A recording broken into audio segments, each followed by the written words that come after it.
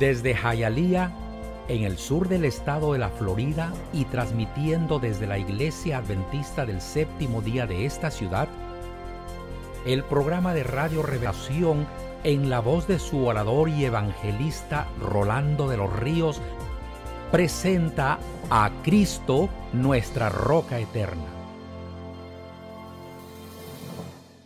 Mis queridos, en estas noches anteriores nos hemos gozado al ver la maravilla de la obra de Dios a favor de Daniel, sus compañeros, y por ende se transmite también a nosotros.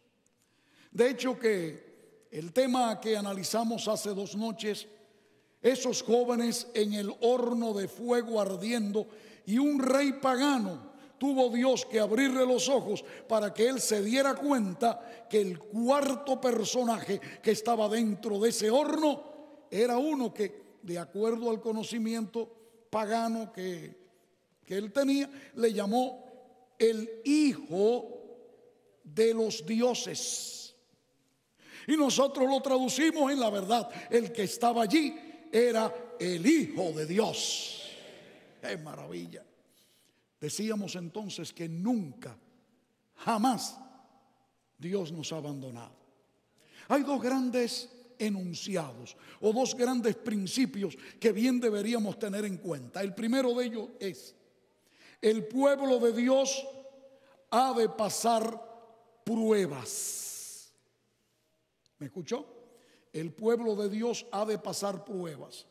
Así que el primer punto es que por el hecho de ser hijos de Dios y servirle, no por eso nos eximimos de las realidades de pruebas y dificultades. Ahora, el segundo enunciado que debemos tener bien claro en nuestra mente es que en medio de las pruebas el Señor estará con todos nosotros.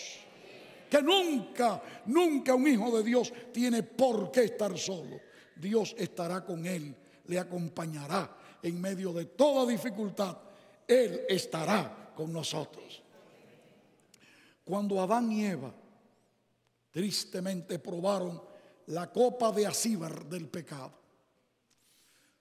cuando ese intruso vino a dañar el plan divino, Dios inmediatamente, frente a la sentencia inevitable, porque, amigos, hay una ley inexorable: la paga del pecado es muerte.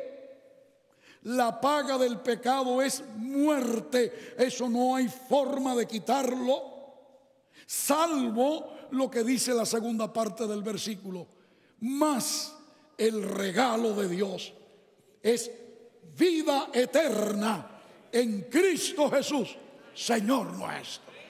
Y esa es la seguridad que tenemos que tener. Asimismo, como hay una consecuencia del pecado, hay una consecuencia del retorno a Dios: vida eterna en Cristo Jesús. Gloria a Cristo Jesús por eso.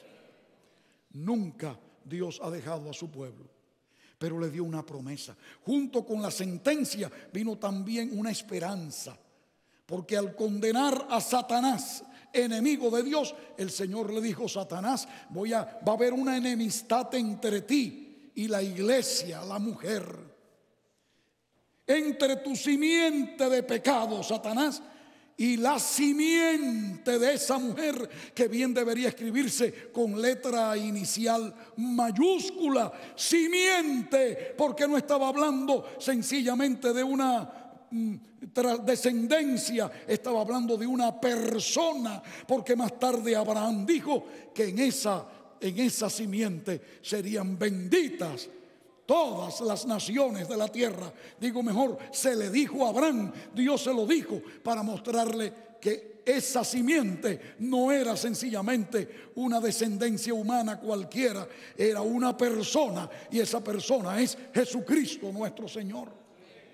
Desde entonces el pueblo de Israel estuvo atento a las profecías, y una que otra vez asomaba por un profeta o por otra la ventana gloriosa de la profecía que señalaba que un día vendría el Hijo de Dios hecho carne a habitar con nosotros.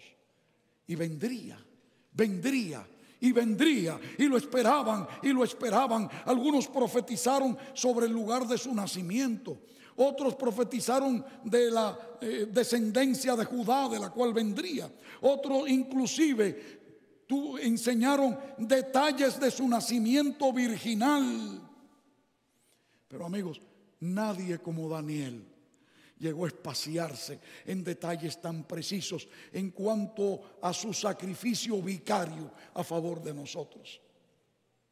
Por eso yo creo tanto en la Biblia, amigos. Pero miren, yo le digo al incrédulo, si es que acaso hay algún amigo que no cree en Dios, que está mirando esto, permítame decirle que yo a usted sencillamente le admiro. Dirán ustedes, ¿cómo? Sí le admiro, mi amigo. ¿Cómo es posible que podamos vivir sin creer en Dios? Y yo diría que es una admiración, y lo digo en una forma retórica, porque no hay lugar a dudas que la única forma que podemos nosotros entender la verdad es a través de la Biblia.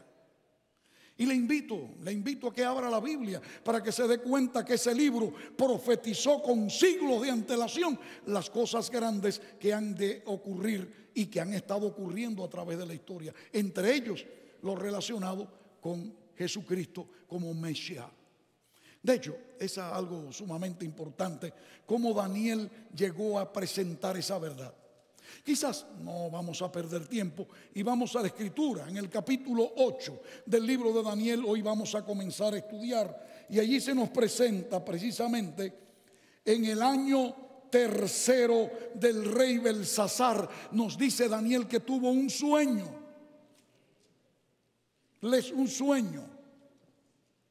Un sueño mientras estaba en su cama. A todo esto la edad que Daniel tenía era muy próxima ya a 80 y tantos años. Ustedes recuerdan que estuvimos hablando anoche sobre la experiencia de él en el foso de los leones, y esto ocurrió cuando el imperio medo-persa ya estaba en el escenario, pero ahora retrocede unos poquitos años. Vamos a irnos del año 539, que fue el que tratamos anoche, y retrocede un poquito hasta el año 551. En el año 551 es cuando ya está por darse el jaque mate a el imperio babilónico. Y el que estaba gobernando era un nieto de Nabucodonosor llamado Belsasar. Pero yo no voy a entrar en todos los detalles, porque de él hablaremos un poco más próximamente. Más bien nos vamos a detener en esa experiencia que nos lleva del año 551 antes de Cristo, pero se extiende hasta el año 538 antes de la era cristiana, porque el capítulo 8 y el capítulo 9 tiene un paréntesis, por así decir, de unos 13 años aproximadamente. Así que es algo interesante. Vamos a detenernos allí. Belsasar. Belsasar gobernaba en una forma terrible y era inclusive un irreverente, pero Daniel se mantenía fiel. El anciano había sido hasta ignorado, pero en esos momentos tan difíciles Dios le da una visión. Y en esta visión en su cama él vio algo extraordinario. De hecho, fueron dos visiones en una. Una visión tuvo que ver con el pleito entre dos animales, mientras que el otro sueño tuvo que ver con una conversación entre dos ángeles. El primer sueño o la primera etapa de esa visión tuvo que ver con un carnero que se levantaba poderoso, y aquel carnero junto al río Ulai acorneaba todo lo que se le presentaba y se levantaba opulento, orgulloso, autosuficiente, hasta que vino otro animal que era precisamente un chivo o macho de cabrío, como le llaman en otro lugar, y allá en Puerto Rico, cabro, y saben a lo que me refiero. Este animal venía volando a una velocidad que las patas casi no le tocaban la tierra, y acorneó con un cuerno que llevaba en el centro de la frente y golpeó allí al carnero al punto que lo debilitó, y a aquel carnero se le aflojaron las patas y cayó. Vienen otros incidentes que, de acuerdo a nuestro curso de estudio esta noche, no queremos enfatizar. Pero como yo siempre digo, le dejo a los líderes de los grupos celulares esa tarea. Ahora ustedes tienen que seguir estudiando lo que aquí no podemos continuar. Porque aquel cuerno se quebró.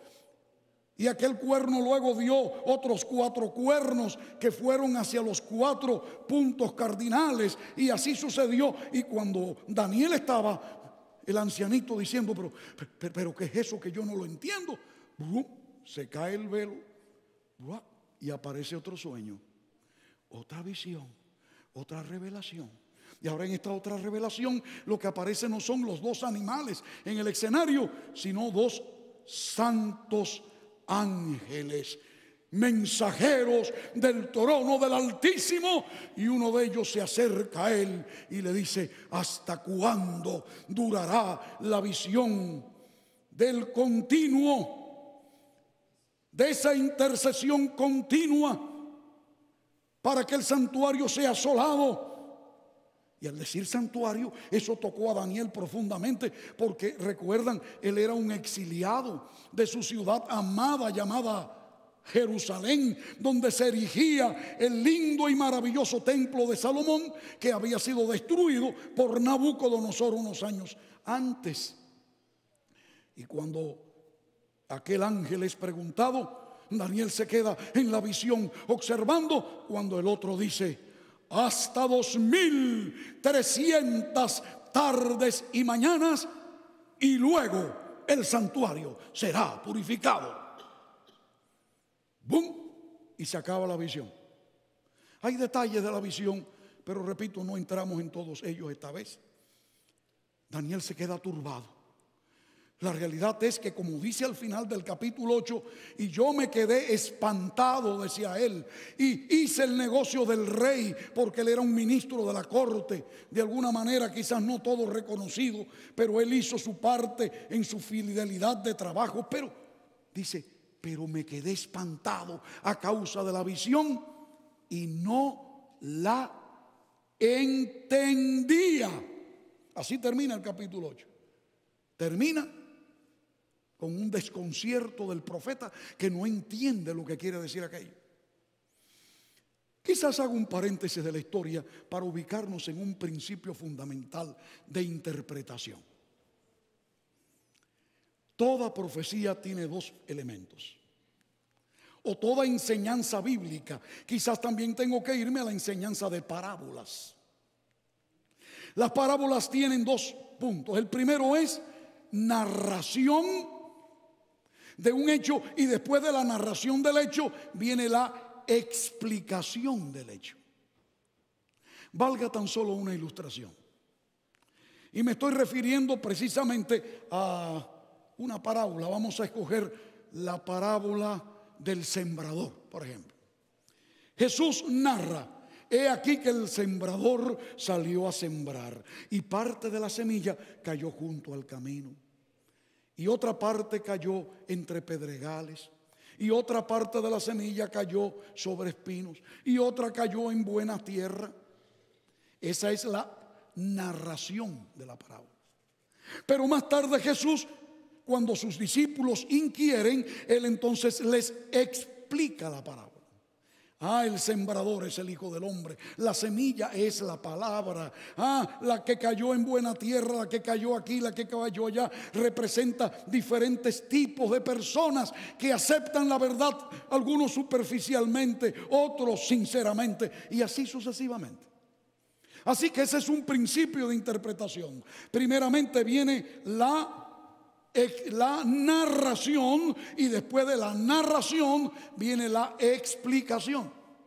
Ahora, en el capítulo 8 de Daniel nos encontramos algo interesante, que no hay una sola narración, sino 2. ¿Cuáles son las 2? Número 1, la pelea entre 2 animales, y la segunda, la conversación entre 2 ángeles.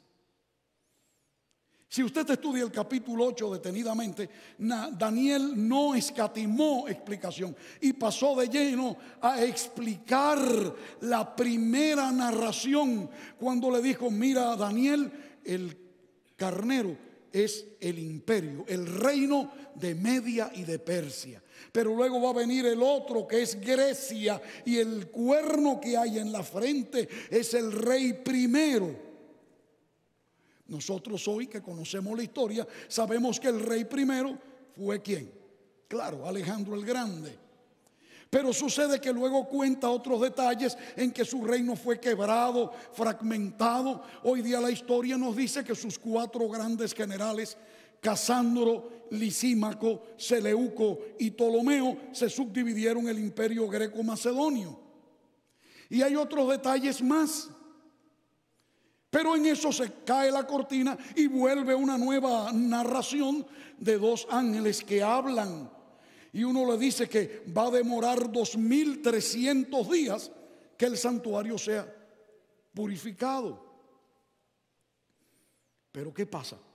Que es lógico que si después de la primera narración vino una segunda narración, ahora entramos en la etapa de las explicaciones. Viene la primera explicación, pero cuando el ángel va a la segunda explicación, descubre que Daniel está desfalleciente.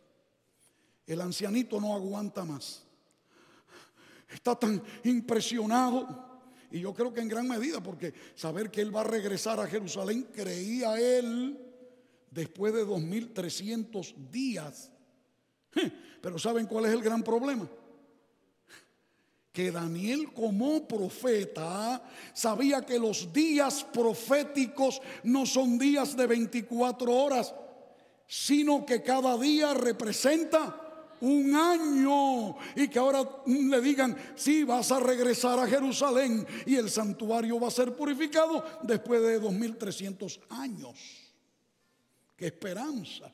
Así que Daniel se queda turbado, y cuando eso ocurre, el ángel Gabriel, gloria a Dios, hermanos, por el ministerio de los ángeles, el ángel Gabriel vino y le dijo: mira, Daniel, la otra visión, la de las tardes y mañanas, es cierta, pero guarda la visión. Es como si el ángel hubiera dicho: Daniel, tú no estás en condiciones de recibir más explicaciones. Yo te voy a decir algo, mejor es que pongas eso allí en compás de espera, y yo vendré luego a explicarte. Déjalo allí, es evidente. Pero como esta visión es para muchos días, esta visión es para el tiempo del fin, y así lo dice, para el tiempo del fin, tenemos tiempo de explicarlo, así que guarda la visión. Y el ángel se fue. Quiere decir que quedó una explicación pendiente. Por eso es que en el capítulo 9 el ángel Gabriel regresa a dar explicación de lo que se quedó pendiente. Y es bueno que nosotros como cristianos estemos claros en esto, porque algunos han pensado que el capítulo 9 no tiene conexión con el capítulo 8, y es todo lo contrario, están más que conectados. Ahora, ¿qué pasa? 13 largos años pasaron, y en esos 13 años cayó el imperio babilónico. En esos 13 años se levanta el imperio medo-persa, y Daniel pasa a ser ministro del imperio de Ciro y de Darío. Y ahora, después de 13 años, Daniel empieza a buscar la Biblia. Esto es importante. Cada vez que un hijo de Dios busca la Biblia, viene la revelación. Mi querido amigo, ama la Biblia. Yo le decía a mi amigo, el incrédulo que pueda estar mirando, que yo lo felicito porque no sé cómo es posible subsistir sin tener fe en Dios. Pero yo te quiero decir, si me estás escuchando aún, que hay para ti un mensaje lindo. Dios existe y Dios te ama. Y Dios tiene para ti un mensaje glorioso en este libro, que la gente le llama libro viejo o anticuado, pero sigue siendo la palabra de Dios viva para siempre. Y ahora, ¿qué sucede? Daniel se va y abre el rollo del profeta Jeremías, que había existido o pasado por el escenario de la profecía unos años antes. Y estaba Daniel preocupado porque él lee en el profeta Jeremías que ya se estaban cumpliendo 70 años literales en que el pueblo de Israel tendría que estar cautivo. Y para asombro de él, al ver que el tiempo ya se estaba acabando y se estaba cumpliendo, entonces él clama a Dios: Señor, ¿qué está pasando? Y entonces lee en el mismo Jeremías que ellos habían caído en esa desgracia no porque Dios no los amara, era porque ellos se habían apartado de Dios. Entonces mira, si empiezas a leer el capítulo 9, y quizás de él voy a leer solamente un versículo. Miren, del 16 al 18, versículos 16 al 18 del capítulo 9 de Daniel. Oh Señor, conforme a tus actos de justicia, apártese ahora tu ira y tu furor sobre la santa ciudad. Y hace énfasis a esto: porque a causa de nuestros pecados, dice él, y por nuestra maldad de nuestros padres, Jerusalén y tu pueblo son el oprobio de todo en derredor. A mí me llama la atención el espíritu noble de Daniel. Daniel no dijo: Señor, mis padres cometieron errores. Él dijo: nosotros hemos pecado. Y yo creo que la primera lección que tenemos que aprender es la siguiente: debemos humillarnos para ser ensalzados. Segunda lección: cuando te sientas triste, cuando ves que no tienes solución a tus problemas, cuando ves que no hay respuestas, busca la Biblia. Ella tiene la respuesta. Otra cosa importante: cuando un hijo o una hija de Dios lo busca en oración, el Señor le contesta sus plegarias. Esas son verdades que nosotros no podemos dejar nunca. Son verdades reales, completamente reales. Y entonces, cuando él estaba orando, dice la Escritura que cuando aún todavía él no había dicho amén, el ángel Gabriel estaba al lado de él ya. Y dice: el mismo que vi en la visión del principio. Es decir, cuando hace 13 años él me dijo: mira, deja eso quieto porque no puedes aguantarlo. Entonces ahí estaba. Y dice Daniel: cuando empezaste a orar, se me dio la orden de que viniera para acá. Y aquí estoy. Yo te quiero decir algo que debe llenar tu corazón de confianza en Dios. Un ángel de Dios enviado para ayudar a un siervo del Señor. ¿Tú sabes la distancia que hay de aquí al trono de Dios? No te imaginas. Miren que los científicos han tenido que añadir o poner la medida de año luz. Ahora hay una medida todavía más grande, ¿no? Año luz, vamos a tomarlo. Quiere decir que si nosotros pudiéramos inventar un aparato que pueda volar a la velocidad de la luz, 300,000 kilómetros en un segundo. Es decir, que cuando el reloj dice tic, tac, 300,000 kilómetros se quedaron atrás.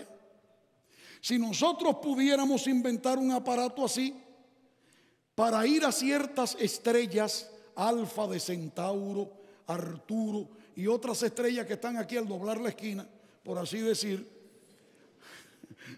algunas de ellas están, por ejemplo, vamos a usar una ilustración, 2000 años luz. Quiere decir que si pudiéramos volar a esa espantosa velocidad, nos demoraríamos 2000 años en llegar allá. Y hay algunas que están a millones de años luz de nosotros. Amigos, yo entiendo que el trono de Dios está más allá del sol. Que el trono del centro del universo está mucho más allá. ¿Y sabes qué? Ahí estaba Gabriel frente a la presencia del Padre. Y cuando llegó el momento que Daniel dobló rodillas y dijo: Señor, ten misericordia de nosotros, porque cuando uno ora es cuando Dios aprovecha para bendecirnos. Y en el momento que él estaba orando, llega el Señor Todopoderoso y dice: Gabriel, ahora sí está preparado el hombre. Vete y enséñale la visión. Y él empezó a orar, que la oración lo que dura son minutos. Y cuando él dijo, se iba a decir amén, ya Gabriel estaba ahí tranquilo esperando. ¿Sabes qué quiero decirte con esto, amigo? Hermano querido, hermana. Cuando Dios te quiere librar por el ministerio de un ángel, no hay aparato ni velocidad que lo limite. Los ángeles de Dios vuelan más rápido que la luz. Así que tú no tienes nada que temer. Tú tienes un Dios todopoderoso con millones y millones de ángeles que están nada más que, por así decir, y digo yo en mi manera de hablar, desesperados que el Señor dé la orden para volar en raudo vuelo y llegar a tu lado, sostenerte y librarte del mal. ¡Qué grande es Dios! Y ahí estaba el ángel Gabriel. Pero miren, si llego a ser yo, estuviera así, miren. No, el ángel estaba tranquilo ahí. No se sofocó. Qué grande es Dios, mi hermano, maravilloso. Y entonces le dijo: Daniel, vengo a explicarte la visión que se quedó inconclusa.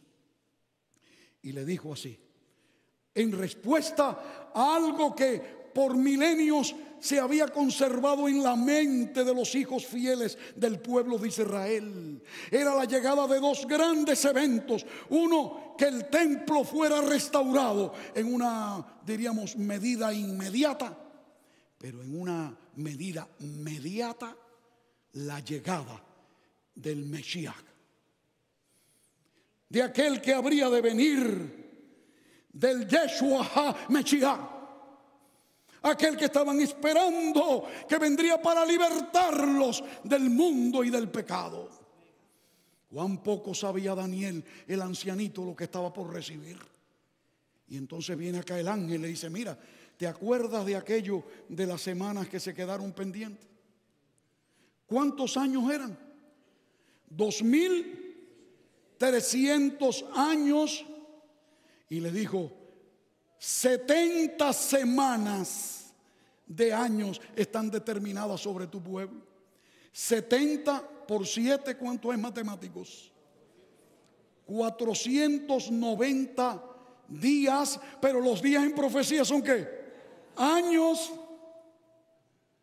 70 semanas. ¿Saben qué siglos más tarde, cuando el Mesías estuvo en tierra con nosotros? Gloria al nombre de Jesús.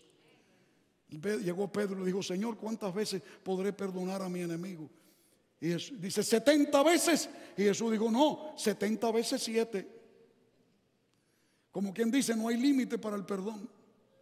Y ahora le toca a Dios perdonar a su pueblo rebelde 490 veces o años.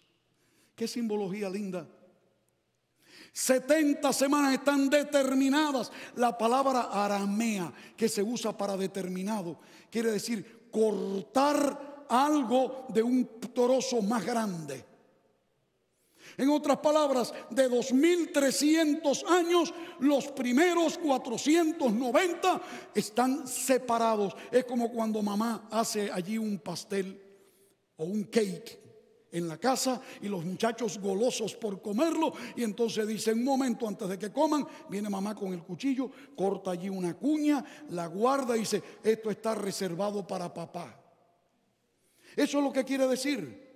490 años reservados para tu pueblo Israel y tu santa ciudad, que no era otra que Jerusalén.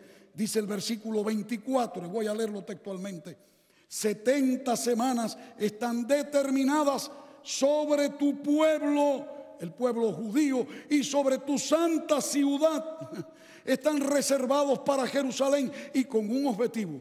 En esos 490 años habría lo siguiente, nos dice allí: para terminar la prevaricación y poner fin al pecado, es decir, el imperio del pecado sería destruido por el que vendría a conquistarlo en la cruz del Calvario. Además, expiar la iniquidad, traer la justicia perdurable. La única justicia que perdura no es la justicia del hombre, no es la justicia de la obediencia del hombre, es la justicia ¿de quién? De Jesucristo. Para traer la justicia perdurable y sellar la visión y ungir al santo de los santos. Y esto ocurrió cuando el Espíritu Santo se derramó sobre Cristo, cuando Juan el Bautista lo bautizaba. Hay otras explicaciones, pero vamos a detenernos en esa en forma específica. Daniel está admirado.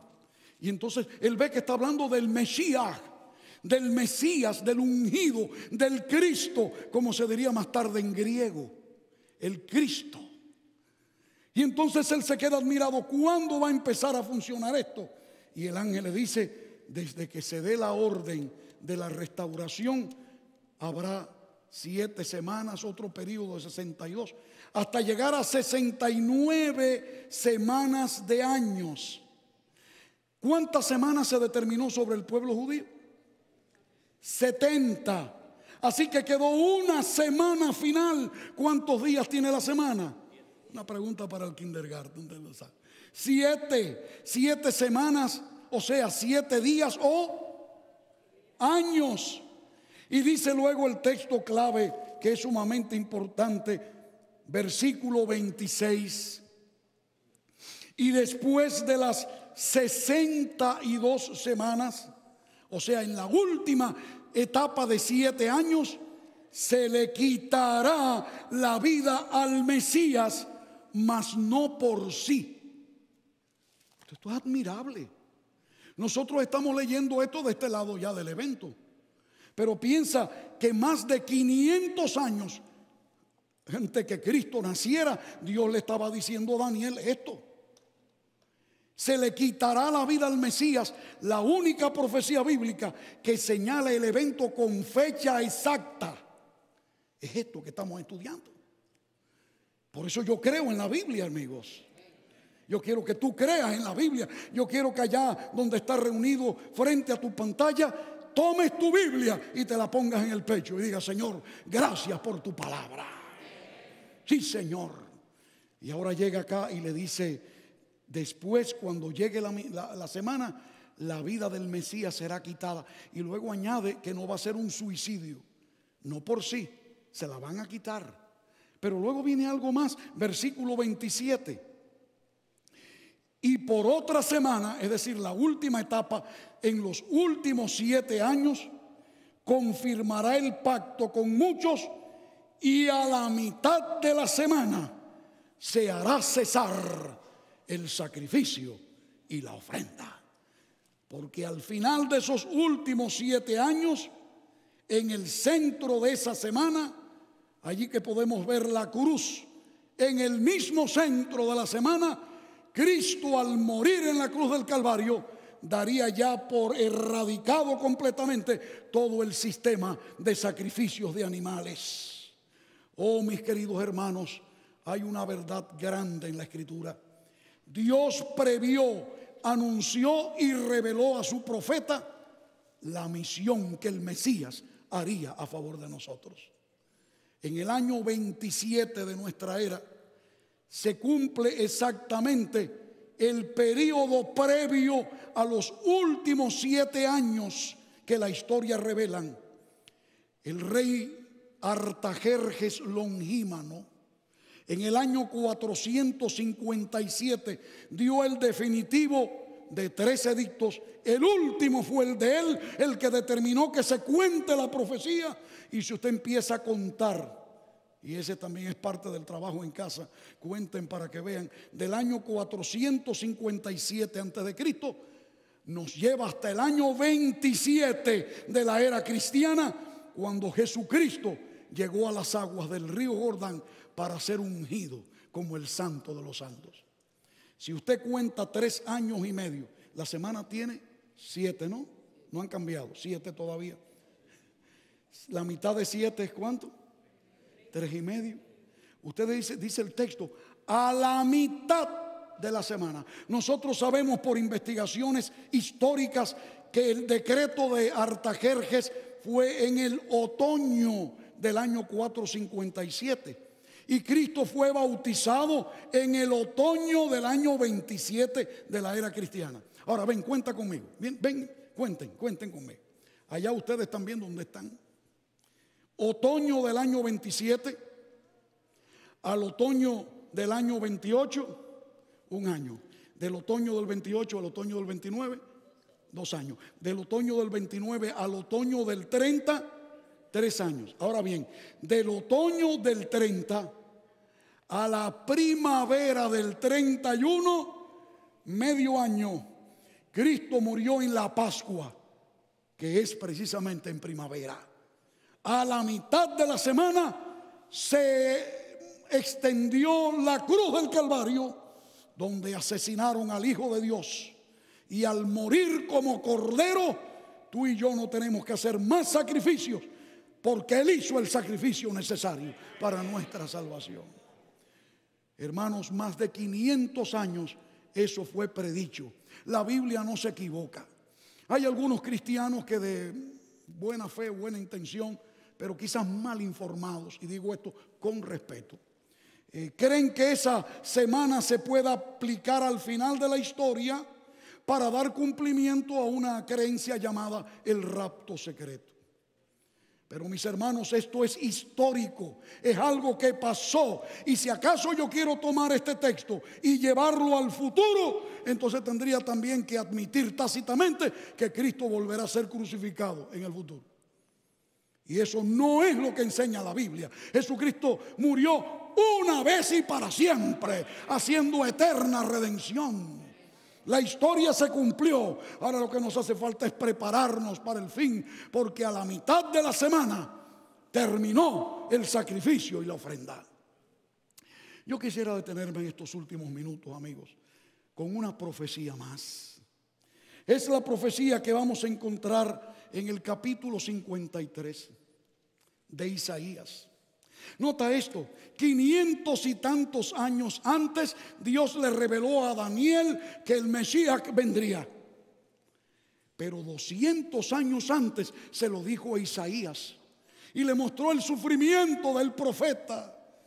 Y el texto dice: mas el herido fue por nuestras rebeliones, molido por nuestros pecados. El castigo de nuestra paz fue sobre él, y por su llaga fuimos nosotros curados. Mis queridos hermanos, cuando hablamos del sacrificio de Cristo, nos quedamos sin palabras. Ni las películas que se llevan a la pantalla en forma moderna, como la de Mel Gibson, esa es una sombra pálida de la realidad. Dice el texto que fue molido, no sencillamente crucificado, fue molido. Y lo que tu Salvador pasó para que tú tengas hoy derecho a la vida eterna es muy grande. Cristo murió en la cruz no como un acto romántico. Cristo murió en la cruz para pagar una vieja deuda que yo tenía con Dios. Él murió en la cruz para que tú, que me estás mirando ahora en este momento, que te encuentras allí, que tal vez has pensado que Dios te ha olvidado, no pienses eso más. Dios te ama al punto que dio a su Hijo unigénito para que tú vivas. No fue un crimen de Dios dando a su Hijo, porque junto con el Hijo se dio el Padre y se dio el Espíritu Santo también. Puedo mostrarlo con la Biblia. Mis hermanos, el sacrificio de Dios es infinito. No está a nuestro alcance poderlo entender. Por eso ese texto a mí me gusta leerlo en forma más personal. Y al decir, mas el herido fue no por nuestra, sino por mis rebeliones. Graba esto en la mente: molido por mis pecados. El castigo para que yo obtuviera mi paz fue sobre él, y por su llaga fui yo curado. Tal vez quisiera conmigo unirte a este propósito. El propósito de adorar a tu Salvador, de reconocerlo. Que al morir en la cruz del Calvario, su muerte fue la muerte sustituta. Vino no solamente a morir para pagar nuestros pecados, sino que al resucitar de la tumba te garantiza que tú vas a vivir por toda la eternidad, si crees en Él de todo corazón. Yo creo que llegó la hora que todos nosotros vengamos a Cristo Jesús. Oh, no dudes más de que no puedes alcanzarlo. Que tal vez tú digas, yo no puedo bautizarme todavía, como si acaso el arreglo de tu vida dependiera de ti. No, no te engañes, no dejes que te engañen. Lo que quiere el diablo meterte en la mente es que todo depende de tus decisiones y de tus acciones. No, todo depende sí de tu decisión, pero la acción la hizo Cristo en la cruz ya. Déjaselo a Él. Haz a Cristo responsable de tu vida de ahora en adelante. Lo que tienes que hacer es entregarte y entregarte al Señor, como lo han hecho tantos en esta semana y lo harán el sábado en forma especial. Y yo quiero hablar de Sandra Angulo. La joven Sandra Angulo hizo la decisión. Ella recuerda que allá en Venezuela, su patria, de niña iba con la abuelita allá a la iglesia. Y ella allí estaba pequeñita, pero creció, nunca hizo su decisión, pero algo la impactó. Su padre, que había sido un hombre entregado al mundo, aceptó a Jesucristo y hoy día es un fiel hijo de Dios. Y Sandra dijo, yo voy a entregarme a Jesús. Y para una fiesta tan grande ha venido su hermana Adriana de Venezuela. Ella ha venido a participar del gozo de ver a su hermana, mientras el pastor Orlando López de la iglesia central de esta ciudad de Miami está allá en las aguas bautismales con Sandra. Y yo creo que Sandra tiene gozo en esta noche. ¿Cuántos se gozan con Sandra? Mientras que, hermanos, en el nombre de Jesucristo, el pastor, cumpliendo la encomienda divina, la bautiza. Esto es glorioso, como Cristo en el Jordán en el año 27 de nuestra era. En el santo nombre del Padre, del Hijo y del Espíritu Santo. Amén. Amén. Maravilloso Dios. Gloria al nombre de Jesucristo. Creo que es una experiencia grande, maravillosa. Hay victoria. La causa de la cruz sigue todavía ganando.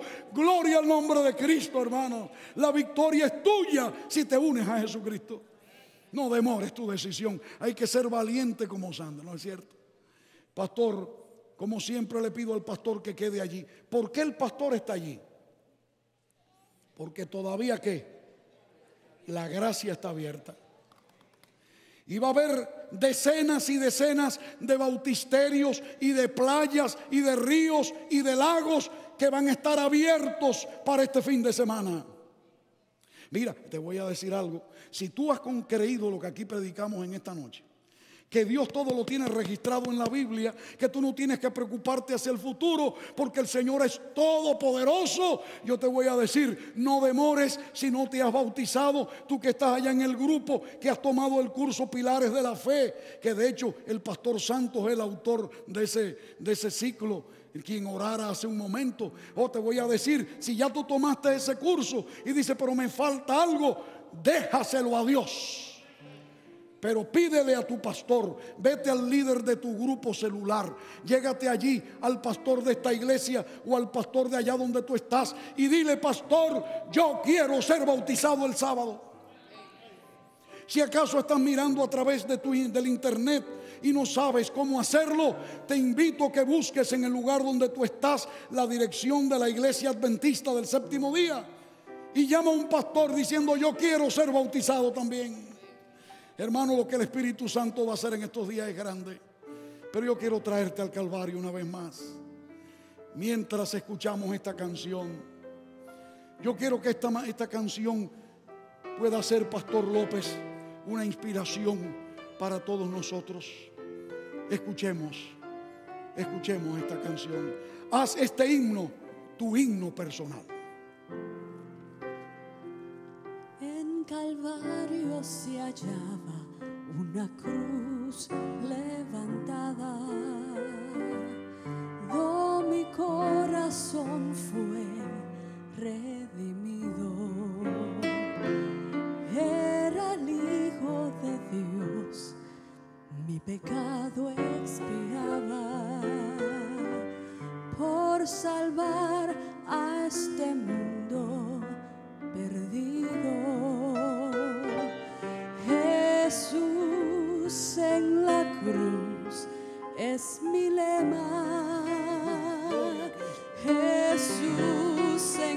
cruz me salvó.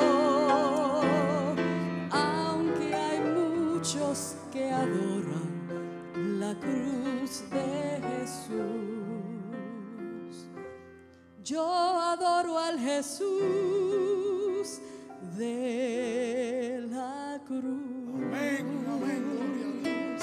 Oh, yo siempre amaré al Jesús de la cruz. Él sus triunfos mi gloria será. Y algún día en vez de una cruz, mi corona Jesús me dará. Yo quiero preguntarte en esta noche, ¿has hecho de Jesús tu Salvador ya? Levanta tu mano si es verdad eso. ¿Es Cristo tu Salvador? ¿Has confiado en Cristo tu salvación? Ahora viene la otra pregunta. Si Cristo es tu Salvador, debes tener seguridad de que eres salvo en Cristo. Tú no tienes que preocuparte que no te has bautizado todavía. ¿Y qué piensas? Si ya llegó la hora. Que seas perfecto. Oh, estás equivocado en esto. La perfección no viene antes del bautismo, sino que comienza después. Es más, te voy a decir algo glorioso. Si Cristo es tu Salvador, Él te salvó. Pero te pregunto, ¿es también tu Señor? Si es tu Señor, entonces tú eres el que le vas a servir de ahora en adelante. Que no vas a vacilar en tu entrega. Hermanos queridos, hace más de 50 años que yo fui bautizado. Y me parece que pasó ayer, allí en las aguas, el pastor René Chávez, aquel hombre que ya descansa en la bendita esperanza, me bautizó. ¿Quieres que te diga algo? Todavía no soy perfecto, pero creo en un Salvador perfecto.